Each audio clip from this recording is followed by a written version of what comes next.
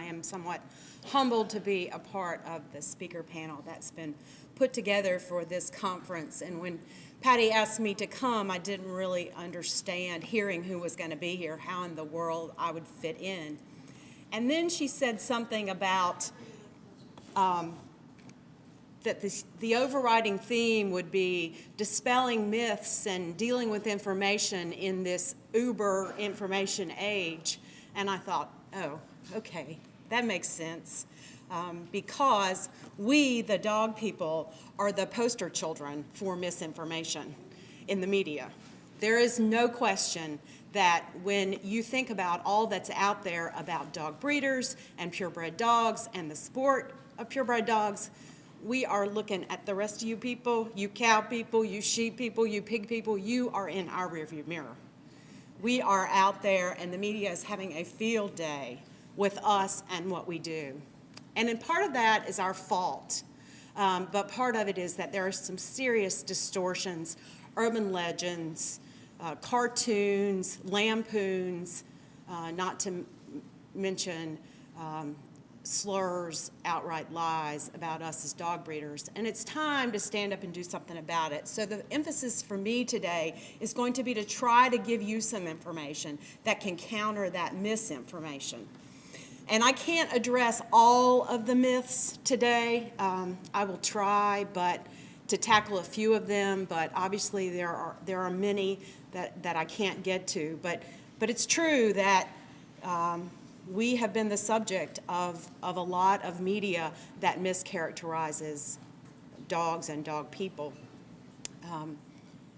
The first one I will address is pretty simple to address and set aside, and that is this notion that dog people look like their dogs. If you look in your conference materials in the bio, you will see a picture of me and my dog Sydney, and you will immediately recognize that we look nothing alike. Now, some dog people will say, oh, well, it's not literally like your dog, but you know, you have characteristics and personality and tendencies and traits as you spend time together and you become one. No, again, I say, not true. She is very loving. She is very patient. She is very considerate. I am a lawyer. I went to law school so I could tell on people for a living. The other thing I will address and set aside right now is that dog people typically wear bad shoes.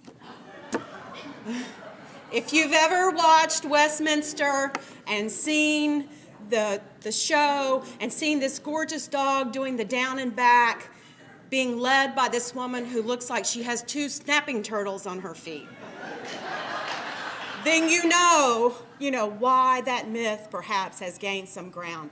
I am here to tell you that I have taken this one on as my personal cause.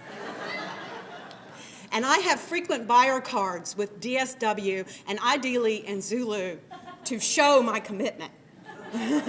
So, you're welcome.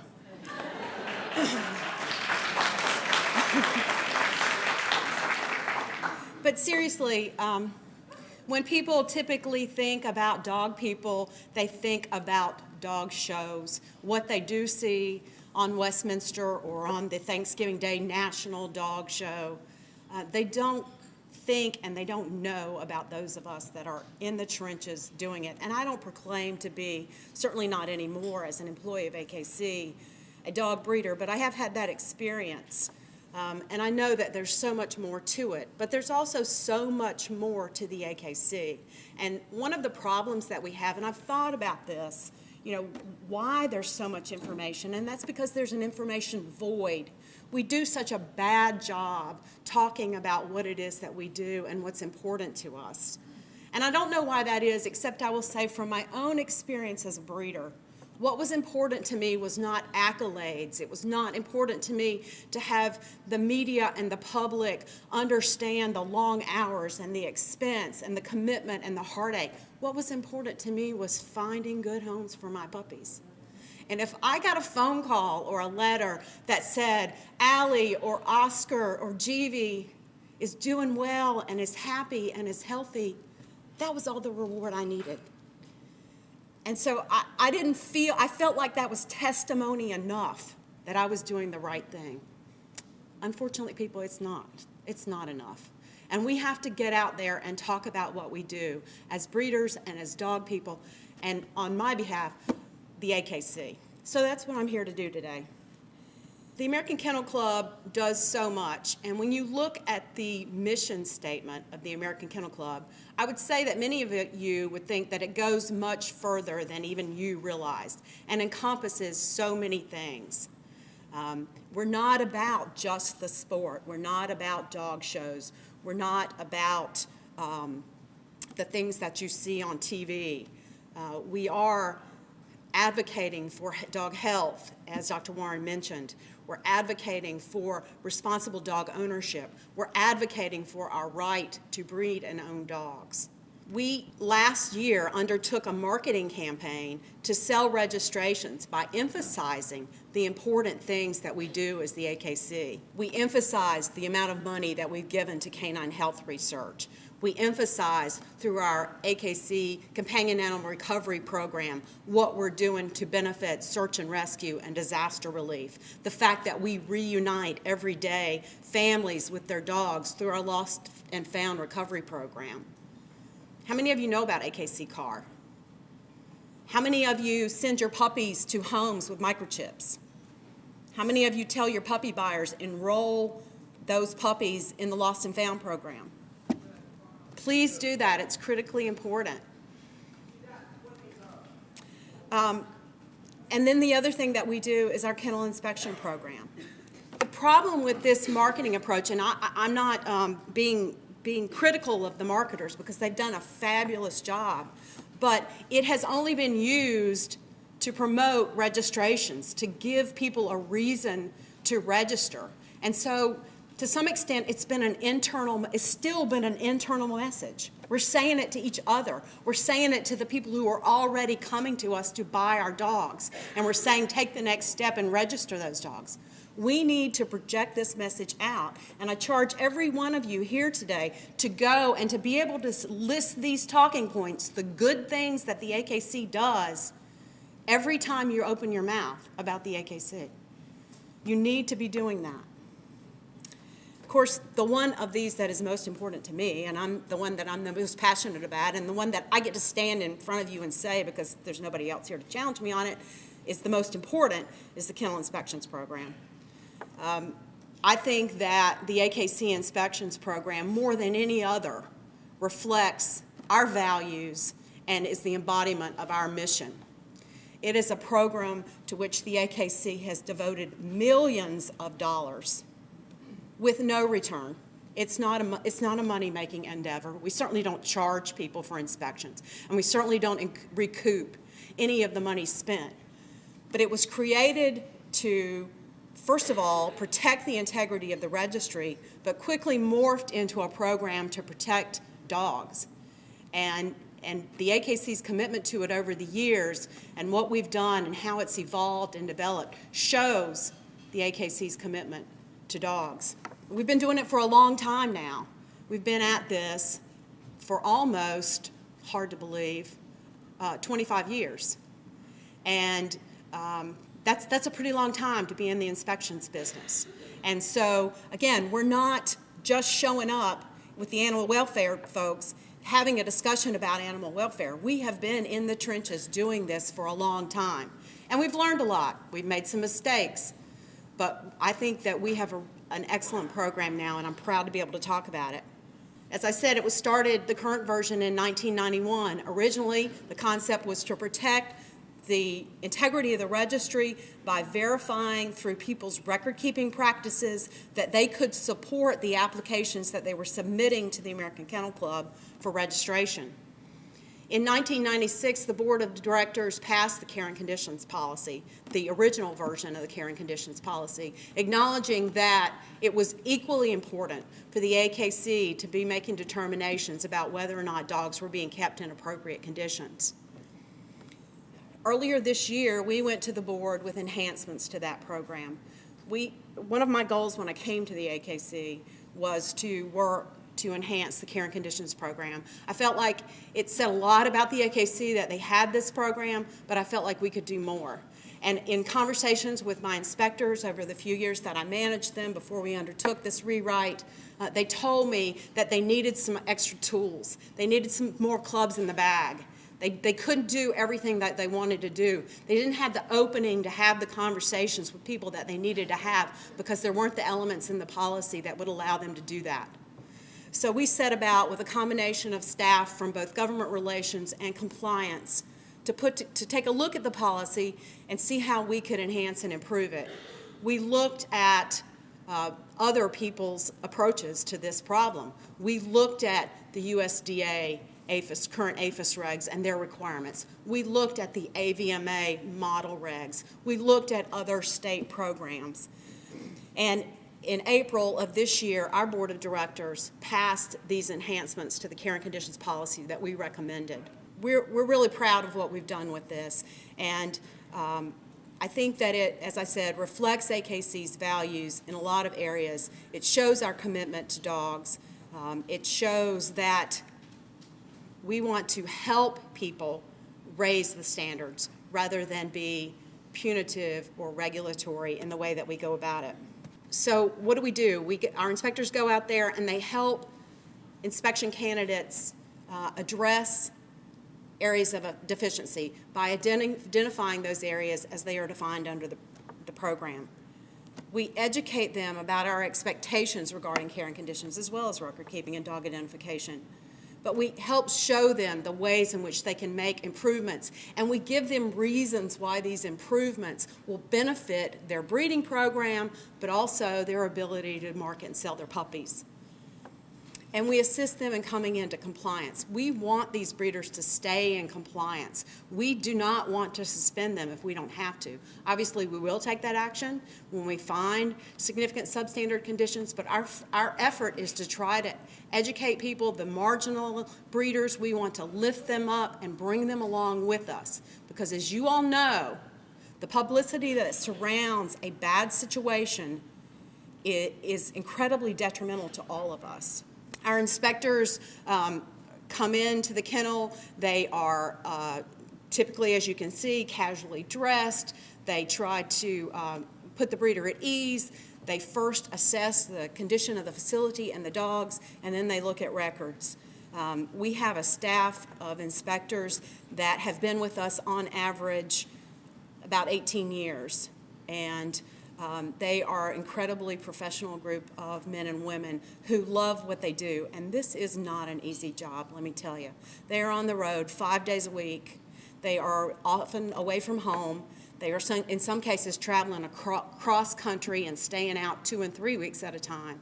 And they do this because they love dogs, and they believe in the American Kennel Club and our mission, and they believe that they are making a difference, and I will tell you that they are.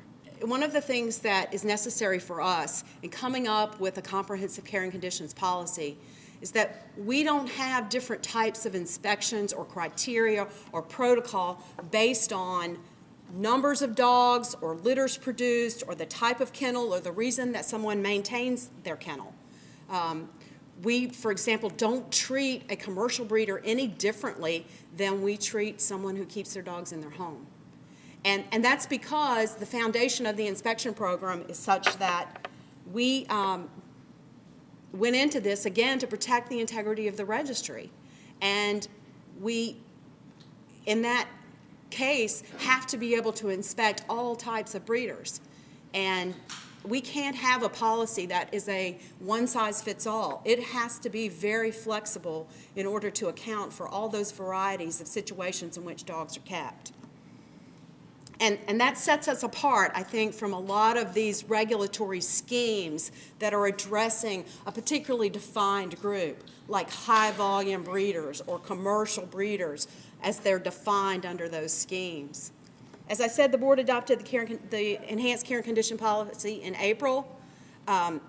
It is intended to enhance our ability to promote the responsible care and maintenance of dogs and to set care and conditions guidelines, set forth care and conditions guidelines that reflect our philosophy and mission.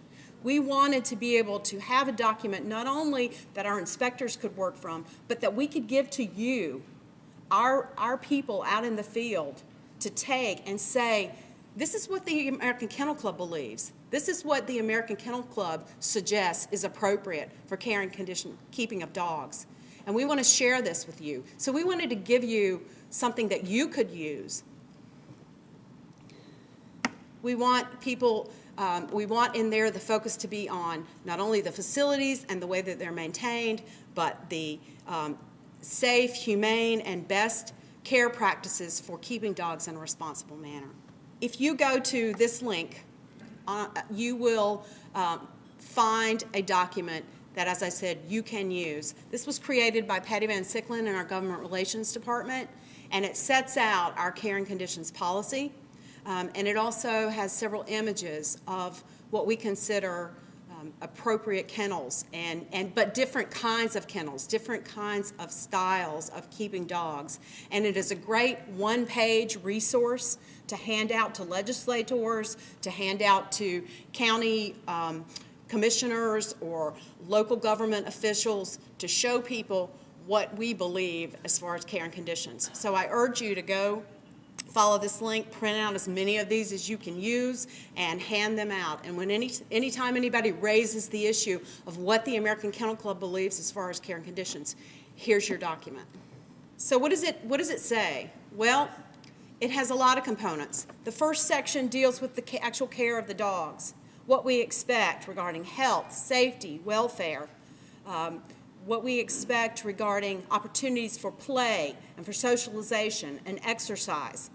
The fact that it should be clean, that the dogs should be free of parasites, that they should be checked on a daily basis to assess their health, that their food should be clean, that their water should be clean, that their bedding should be clean. All of that is addressed in the first two sections, both with regard to care of dogs as well as the condition of the kennel. That's the second section. The third section is an operations section, and that section, along with a few other elements, were new. And as I mentioned before, the inspectors came to us and said, we need some help here. In order to help shape these behaviors, we have to have standards in this policy that allow us to engage in the conversation. So, for example, when we encounter a breeder who is aging and who at one time had a very nice facility and had a lot of dogs that she could manage and sufficient staff to manage those dogs, but now that she's older, the kids are grown, they're gone, she has not replaced them with other staff, her resources are somewhat diminished, her health is somewhat compromised. We need something in this policy that allows us to have the conversation with that person. It's time to start cutting back. It's time to start reducing your numbers. You do not have adequate staff to care for these dogs, and if something were to happen to you, this place would quickly go downhill, and you'll find yourself on the news. So we included an element in the operations section of the new policy that requires that a facility have adequate staff for the number of dogs that it maintains. And if that's not feasible, then again, we encourage and work with people to try to reduce those numbers of dogs. The other thing that ties into that same issue is the after-death conversation. We have a component in the new policy that provides for disaster and emergency preparedness plans, and we require people to develop those and have those on hand, to be thinking about what they would do in the event of a natural disaster, like we saw a couple of weeks ago. In the event of some sort of emergency, like a fire in their facility, what sort of contingency plans do they have for dealing with that, both immediately and long-term? But that also enables the inspectors to have the end-of-life conversation with folks, which is to say, if you are the one and only one for your dog, what is going to happen to them if something happens to you? And in that way, again, we encourage aging breeders who have not thought about that, who have not made those plans, to start moving in that direction.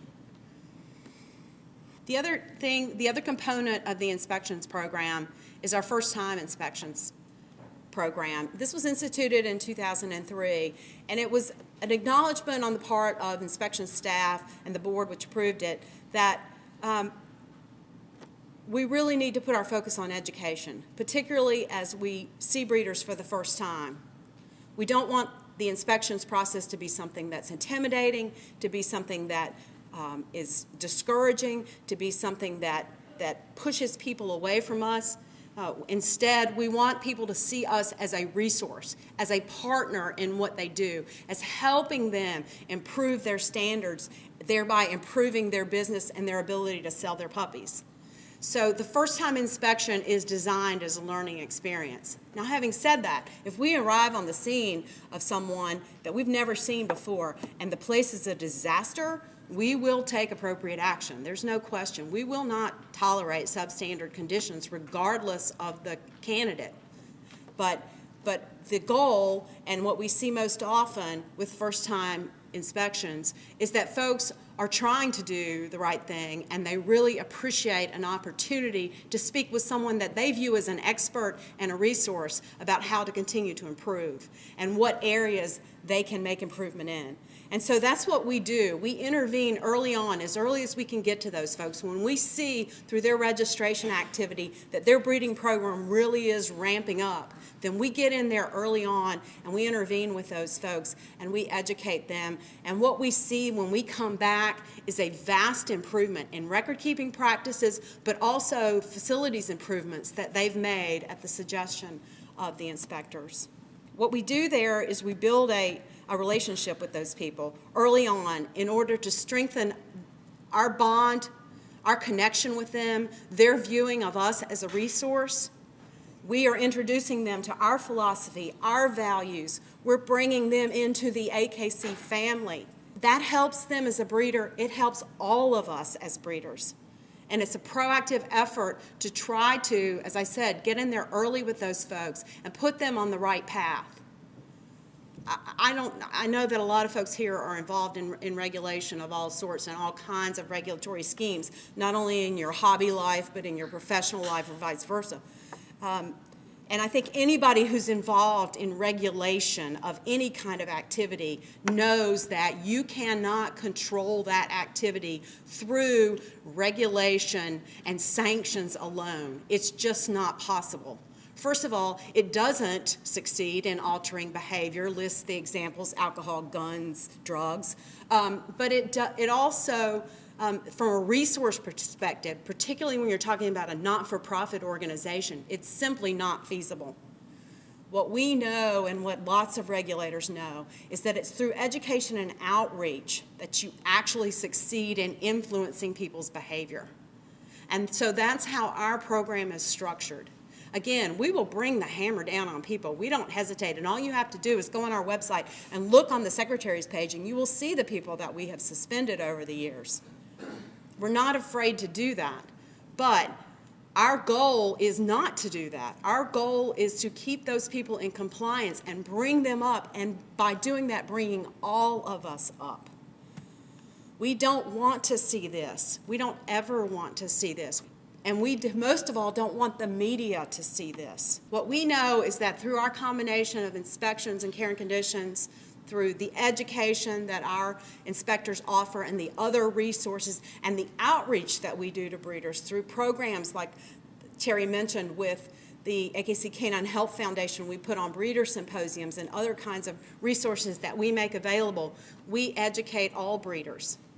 And we don't, again, just like with our inspections and our care and conditions policy, we don't alter the programs depending on the type of breeder or the type of audience. We believe that all of that information is valuable and critical to anyone who's breeding regardless of their circumstances. And that helps us raise the standards of all breeders through inspection, through outreach, through education. We also believe that registering with us makes a difference. It creates opportunities for us to go into that kennel and to see those dogs and to have those conversations with those breeders and to influence that breeder activity. And without that registration, we don't have that hook. We don't have that right to come in the door. We are not a regulator. We don't have the authority of a statute or a regulation. So we have to rely on that relationship with us, and in turn, we demonstrate to the breeder why that relationship is valuable. And as I said earlier, that serves a broader public purpose. Bringing those folks up, raising those standards, locking arms with all of those breeders helps show that we are not how the media would portray us. Breeders that are found in violation, breeders that become the subject of raids, breeders that show up on the 7 o'clock news, that doesn't help any of us, nor does it help to point fingers. We can't segregate ourselves from those folks. We've got to figure out a way to continue to educate those people and help bring them into the fold. So as I said, we have a philosophy of education and outreach that extends beyond inspections.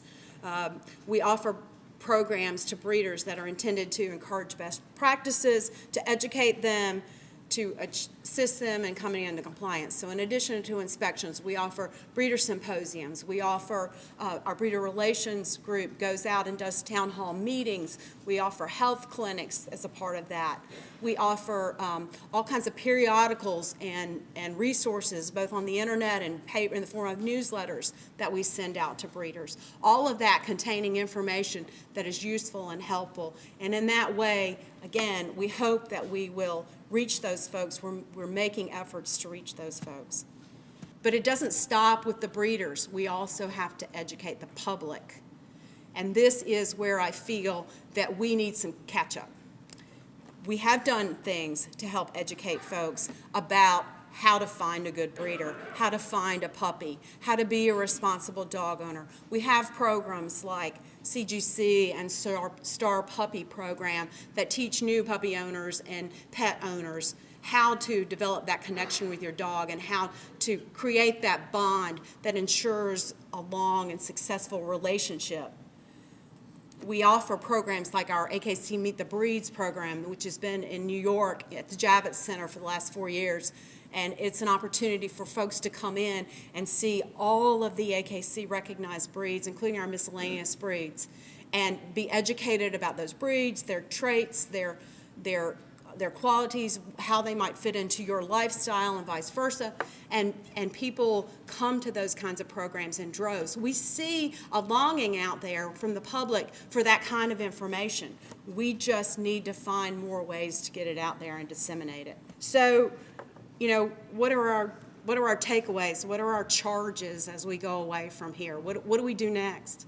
As I said earlier, you know, I encourage you to print out the care and conditions policy from the website. Take it to your legislators, have that conversation. Somebody mentioned yesterday about this being, I think it was Carolyn, who mentioned that now that we have new elected officials in place after Tuesday, you need to reach out to those folks. You need to establish a relationship with them. You need to reinforce for them that you are the dog expert in their district. You are the go-to person for information, and that you can provide them with what they need to make informed choices about all of this counter information that they're receiving and these bills that are being introduced. You need to have that relationship with them now. The time to go after them and meet them is not when the bill is introduced and the fight has been joined. The time is to do it now. That's what I would encourage you to do. You know, I looked at the panel yesterday and I listened to a lot of the comments, and I'm probably, if I had to guess, the token liberal on the speakers panel. And so I'm one of those, I was in a previous life, one of those government lawyers that was referred to yesterday. And I'm proud of my years of public service, and I'm proud of the outcome of the election on Tuesday. And I think we can take some lessons from that election, regardless of your persuasion about that.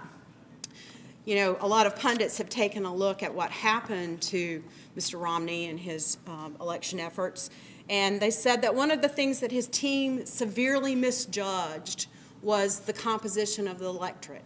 They set out with a goal that if they could simply build on McCain's wins in 2008, that they could succeed. Unfortunately, as we've now all read, the groups that McCain was able to win in 2008 have shrunk since 2008. And in 2012, we have an electorate that is much more diverse. Many more African Americans went to the polls, many more Latinos went to the polls, many more young people went to the polls, and many more single women like me went to the polls.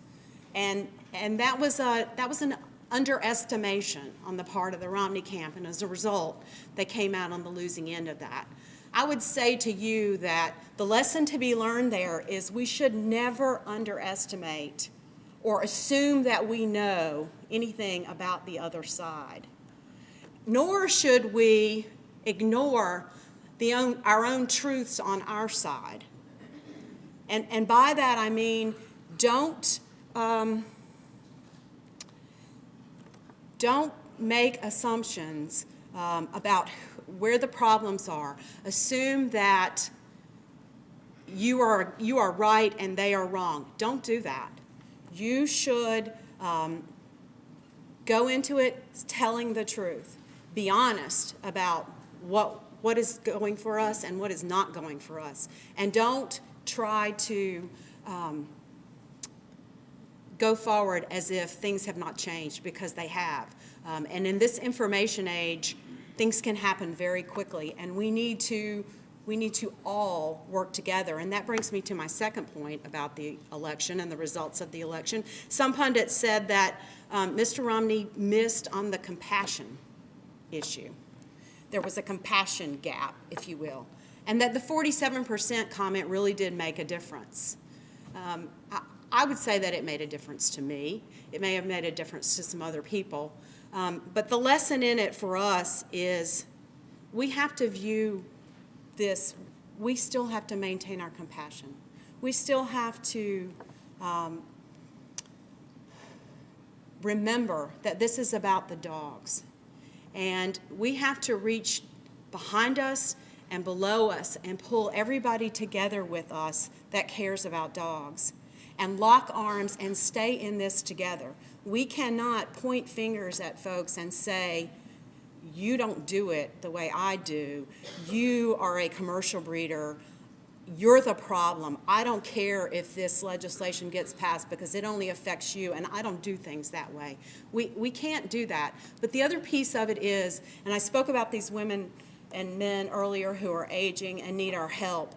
We have to step up and provide those resources. We have to, for example, say to someone, you need to place some of your dogs. I can help you do that. And I do that without judgment. We have to make that available to people. We cannot let them take the dogs and then turn that into a statement about all of us. We have to make those resources available. We have to educate those people. We have to show that we are the ones who truly care about the dogs. So with that, I thank you for your time. I appreciate everything that all of you do, and I'm available the rest of the day if you have questions or want to talk to me.